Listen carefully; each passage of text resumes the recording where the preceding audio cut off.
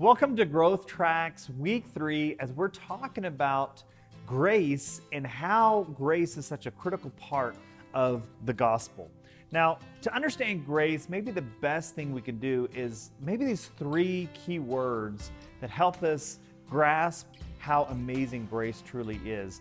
And grace could be kind of described in 3 different ways. It's unmerited, it's unearned, and it's also undeserving. So let's break these down a little bit. First of all, the unmerited. What does it mean, unmerited? Grace, why is grace so unmerited? It's because you did not receive grace from God out of your own merit. In fact, Paul really explains in Romans 5:8 simply this, that God demonstrates his own love for us in this, that while we were still sinners, Christ died for us. So you and I really had a problem. We had the opposite of merit. There's a problem. There's a thing called sin.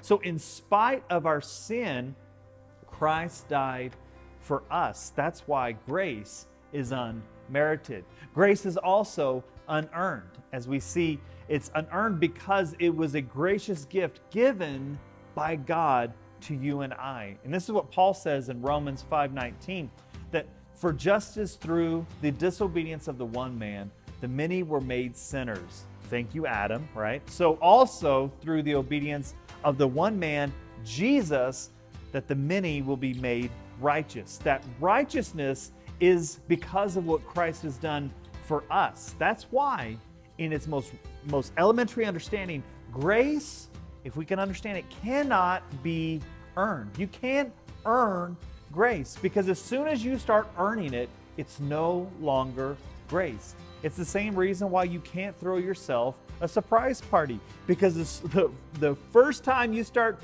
planning a surprise party, it's no longer a surprise. That's why it's most elementary understanding.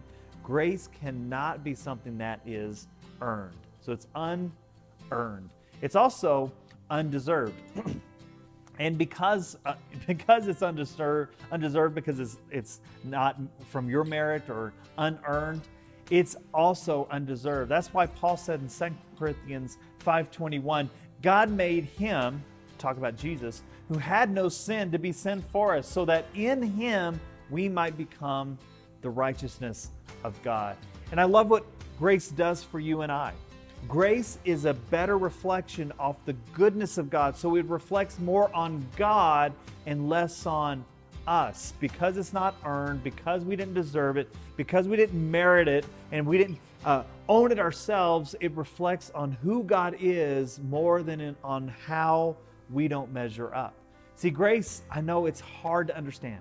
Grace is a difficult thing to comprehend, especially because we don't see it everywhere in the world. In fact, we live and experience a fallen world, but it's best to understand grace from this perspective, that grace becomes more understandable when we become aware of how undeserving we truly are. See, the moment we think we deserve it, we've lost the sense of what grace truly is.